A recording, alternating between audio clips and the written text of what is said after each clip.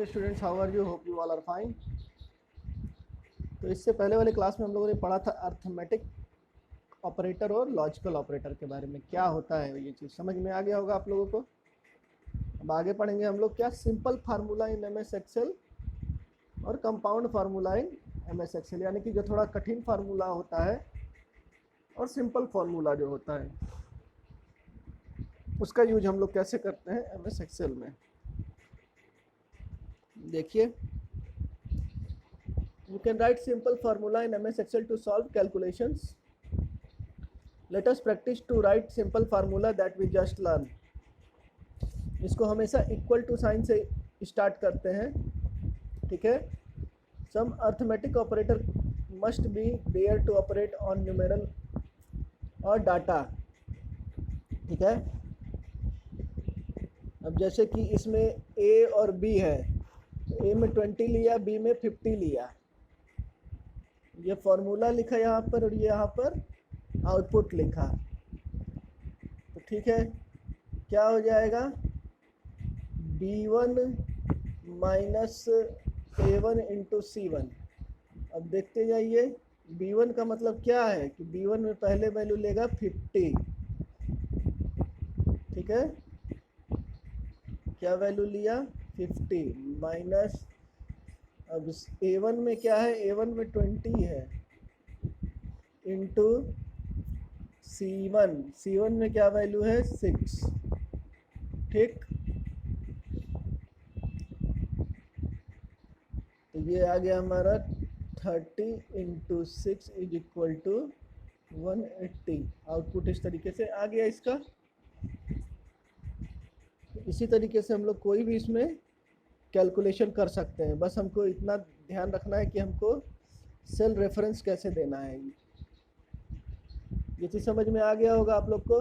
जैसे कि ये इस सेल का लोकेशन क्या कहेंगे हमें, ये 1 है और ये ए है, तो ये A1 हो गया, ये B है और ये B1 है, तो B1 हो गया, ये C1 हो गया। उसी तरीके से नीचे आएगा तो B2 हो जाएगा, या किसी भी लोकेशन पे उसके एक लाइन ड्रॉ करते हैं जहाँ तक सेल होता है, तो उससे उसका रेफरेंस निकालते हैं, ठीक। कंपाउंड फार्मूला में देखिए, इसमें अब एरिया ऑफ सर्कल निकालना चाह रहा है, तो एरिया ऑफ सर्कल क्या होता है हमारा, पाई आर स्क्वायर। जानते हैं आप लोग, पढ़े होंगे मैथ में। तो ए की वैल्यू यहाँ देखिए, वैल्यू दिया पाई की वैल्यू 3.14 और रेडियस की वैल्यू दिया 28। तो इन्होंने क्या किया है कि हम जानते हैं पाई एक बार आता है, तो पाई एक बार आता है तो C1 ले लिए, इंटू रेडियस 2 बार आएगा तो C2 इंटू C2 कर दिए, यानी कि 3.14 इंटू 28 स्क्वायर। तो ये आंसर इसका आ जाएगा।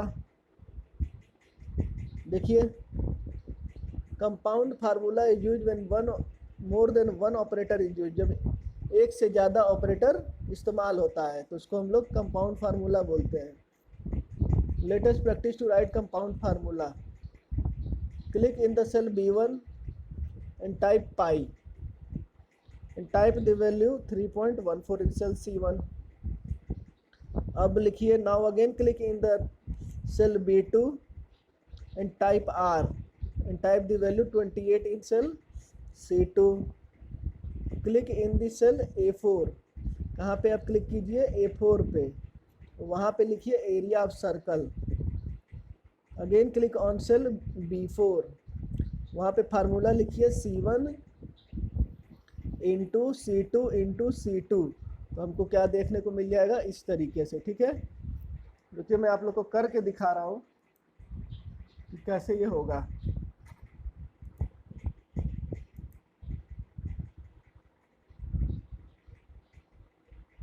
हम चले जाएंगे MS ऑफिस में और वहाँ से ओपन करेंगे क्या,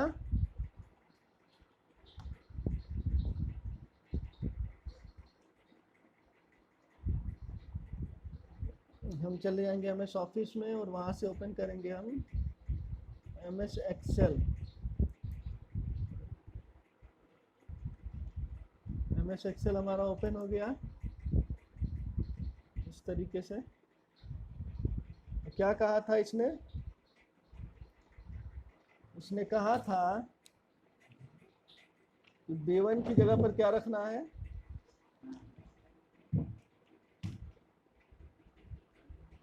B1 की जगह पर हमारा रखना है, मुझे ये बता रहा हूँ,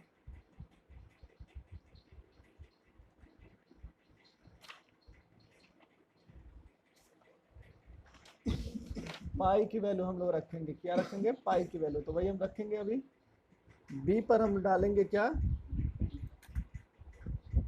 पाई की वैल्यू। यहाँ से हम वैल्यू डालेंगे सिंबल का, सिंबल हम क्या डालेंगे, पाई। ये हमारा होता है पाई। ठीक,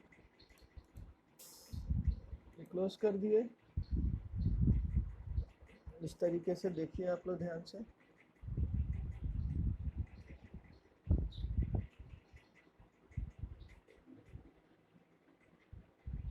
सी पे हम लोग वैल्यू डाल देंगे इसका 3.14।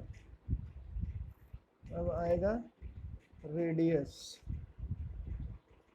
रेडियस में हमने वैल्यू क्या डाली, 28। अब हम यहाँ पर डालेंगे फोर्थ जगह पे एरिया ऑफ सर्कल,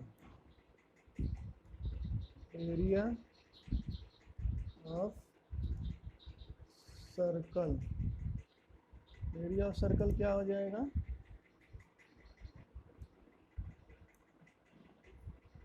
पाई।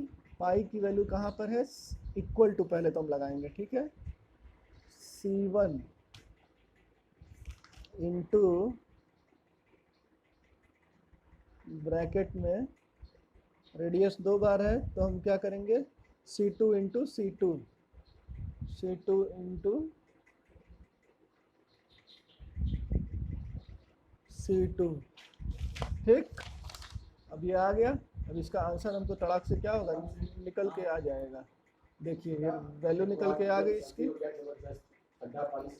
बिल्कुल बढ़िया। इस तरीके से आपका आंसर आ गया। तो इस तरीके से आप लोग इसका आंसर निकाल सकते हैं।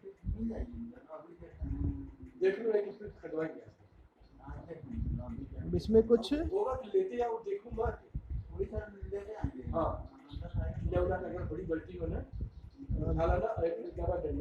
ये एरर होता है इसमें। अब ये चीज़ एरर आती है, इसमें गलती होता है। तो अगर 4 हैश आता है, 4 हैश हो जाता है तो इसका मतलब है कि उसमें ज़्यादा स्पेस नहीं है। हैश वैल्यू आ गया, इसका मतलब कि इनवैलिड ऑपरेशन है। डिवाइड 0 है यानी कि 0 से वो चीज़ डिवाइड नहीं होगा। वो n/a है यानी कि नॉट अवेलेबल है, वो चीज़ अवेलेबल नहीं है। ठीक है, होप आप लोग को अच्छे समझ में आया होगा। अब नेक्स्ट क्लास में हम लोग ऑपरेटर प्रेसिडेंस और कॉपिंग फार्मूला के बारे में पढ़ेंगे। ओके डियर स्टूडेंट्स, आज के लिए बस इतना ही। Thank you for watching. Please take care of your self.